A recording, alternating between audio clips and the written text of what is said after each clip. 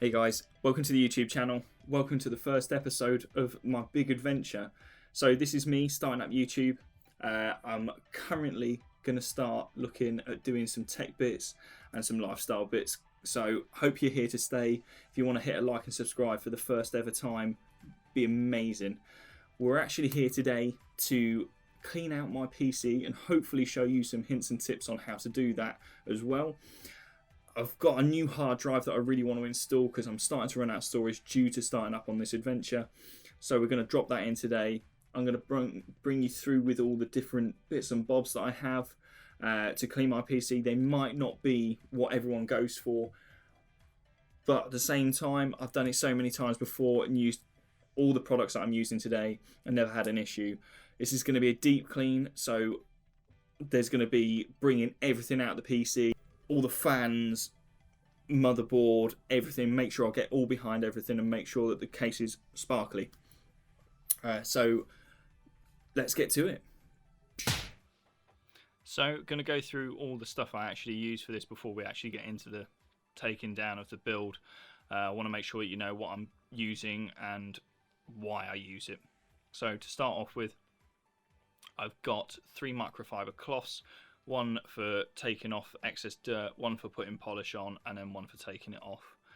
The reason why I use 3 is because without having 3, you end up spreading the dirt around the case because one cloth is just not enough material to clean with. Next, the actual cleaning product that I use is called Wood Silk. It's a non-silicone, non-water based product. I really enjoy using this one. It leaves an amazing finish on the case, and all the components look really nice afterwards, especially the fans. It seems to leave them like with a really nice glossy finish. So that's the reason why I use that one. I will try and find a link for everyone who used it. I've never had any issues with it and it's an absolutely amazing product. Next, I've got my paintbrushes. Now, small one and a big one. The reason why I use 2 is because you need one for detail and then one for larger spaces. The larger one I find a lot easier for things like your motherboard and your graphics card. The soft bristles on there that I'm touching now, they're really good because they don't ever damage any of the components, and I really like using it.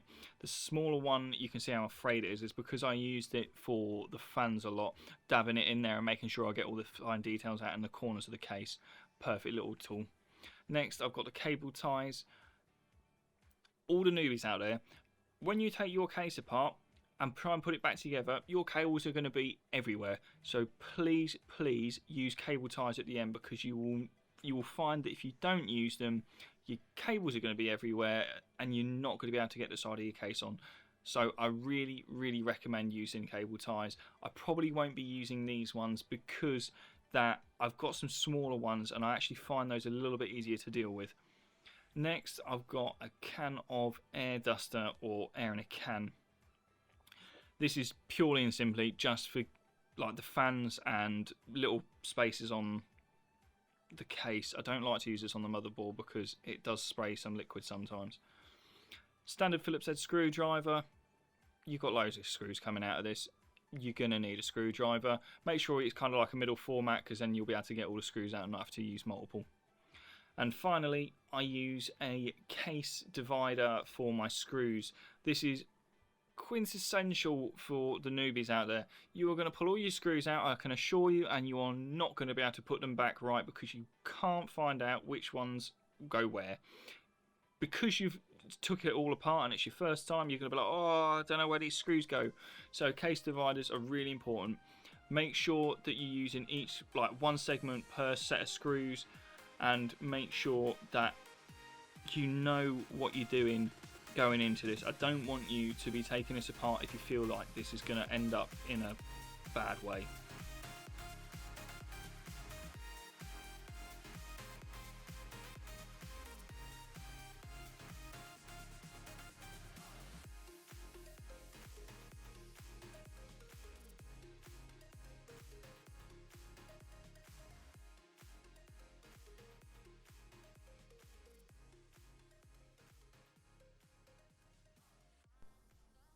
Okay, so I've just slowed it down quickly because I just want to show you how much dirt is actually on dust has built up over the year.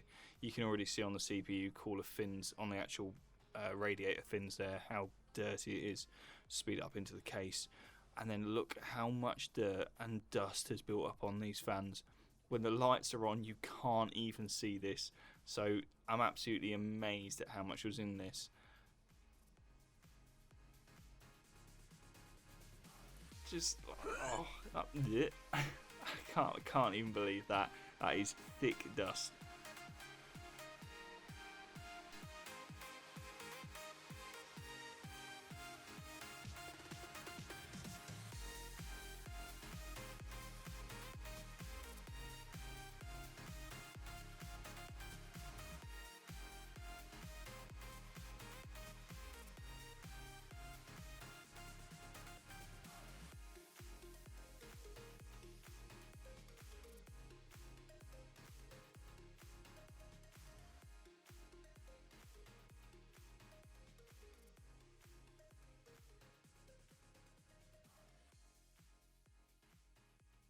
We're on to the fans. I'm going to speed through this a little bit just because I don't want it to be too time consuming.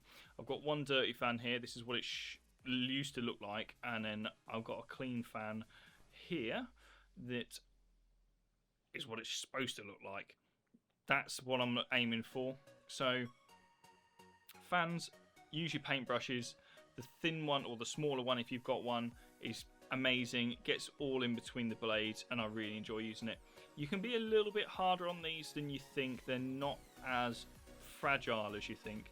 So I tend to get the cloth right in between the blades and make sure that everything is super clean.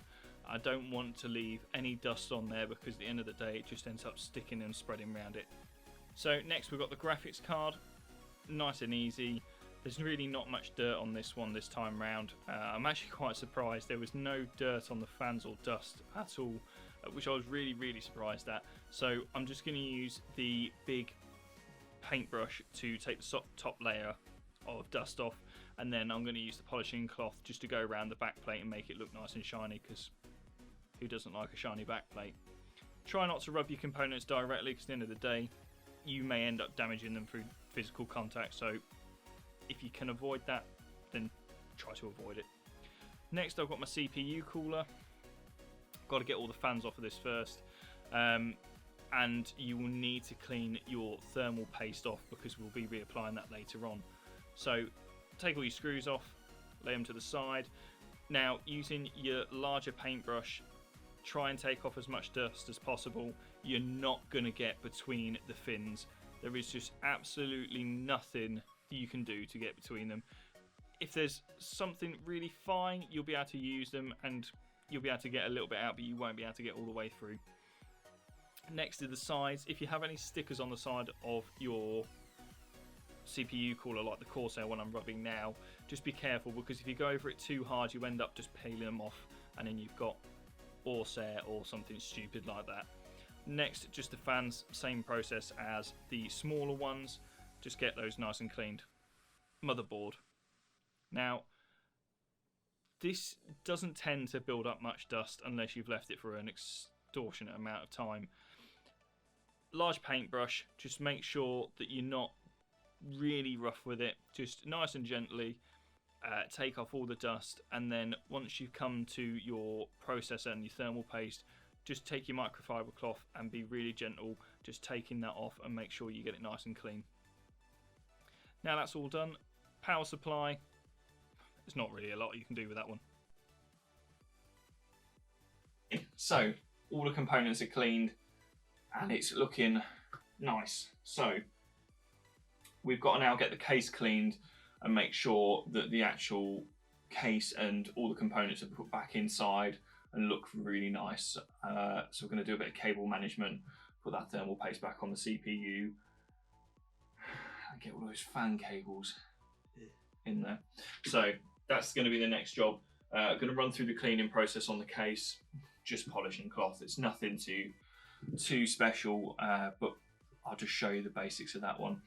If you do have that third cloth, which I have got, I would really recommend, if you've got a nice glass or plastic on there, just using some glass cleaner on that, making sure that you've got really nice shiny glass.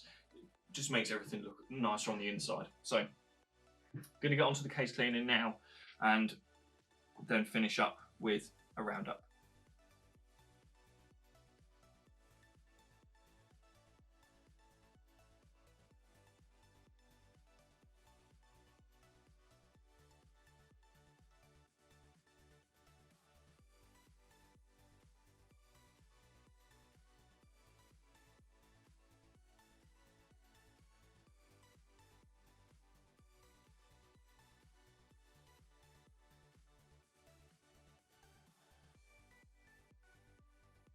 Okay, so we're back to it. I've partially rebuilt the computer just to save a bit of time on the video, because the last thing I want to do is have this lengthy video that's me putting a PC back together, which you've just seen me take to pieces and clean. So I've repieced it back together I've just put the fans, the motherboard and the CPU cooler in. So I'm going to quickly show you how to do the thermal paste on the CPU. So I'm going to lay the bed down, I'm going to show you from an above angle, and then we're going to flick it back round, we're going to do some wiring, and then finish up with some small tips for the beginners. So the thermal paste I'm using is something called Arctic MX4. It's one of the best thermal paste I've ever used, to be honest. It gives me really good thermal temperatures on my CPU, and I've never really had an issue with it before. So all in all, great product. So the best way to do this is applying a X kind of pattern on your CPU and then dropping a splodge in the middle, which then will expand over the complete plate of the CPU, which will give you the best results when actually applying the CPU cooler on top, like I'm doing now. So just going forward into this cable routing, make sure that you're following your grid lines on here, keeping it nice and parallel and making sure that you're trying to keep this nice and tucked in.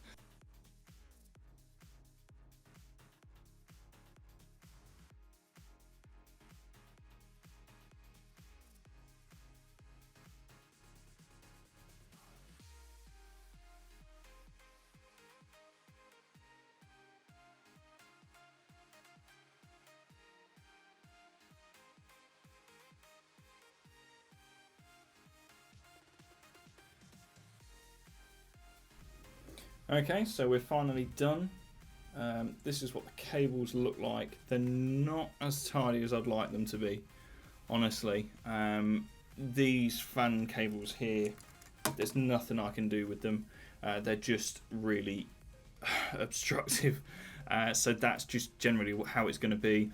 This bit here is not too bad, and I've managed to tidy this up a little bit and keep these two bundled up here together, which is nice. I've installed the new hard drive, so that hopefully should work. So what we're going to do now is attemptively hope to boot it up and everything should work fine.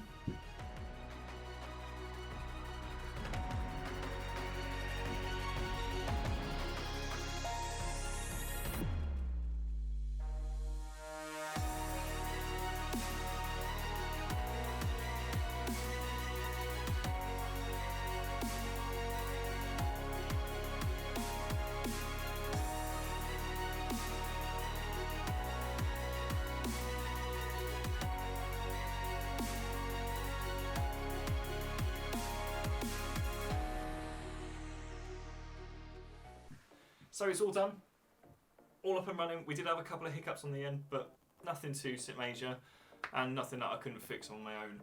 Now, I want to thank you so much for being here until the end of the video. I really do appreciate it. If there's anything that you would give me advice on, actually video production wise, or on my computer as well, drop a comments down in the comment section below. I'm happy to take any kind of criticism, especially when it's me starting up on something I've never done before. So I would really appreciate that. Just going to go over those advice and tips that I said about earlier, and a bit of a recap as well, so for some of you that have already been through this. So number one, zip ties and routing. Make sure that your computer has been routed properly on the cables, and then you've zip tied to the correct locations on your cable management sections. So that will bring the aesthetical pleasure of your case up to the max, and that you can happily take the size of your case off and go, wow, something to be proud of. Second tip is direct contact to components. Stay well away from your components when it comes down to actually rubbing over them. Like I said earlier, on the graphics card, if you've got anything that looks breakable, then either use the paintbrush or stay well away from it. Any liquids or anything like that, just keep well away from on your computer as well. Just use your basic paintbrush and cloths, but just around the areas around the actual components. Third tip is help. If you can bring anyone along for this journey with you and you're unsure of how to do things, then please just bring someone along. If you can, that is, obviously. If you can't, drop me a comment in the comment section below, or I'll drop my Instagram profile in the description below and message me on there if you're not getting a reply. You more than likely will, because at the end of the day, there's not really going to be many people watching this to start off with. But other than that, thank you again for being here, and I hope that you're here for the next episode of whatever I'm doing next. And peace out.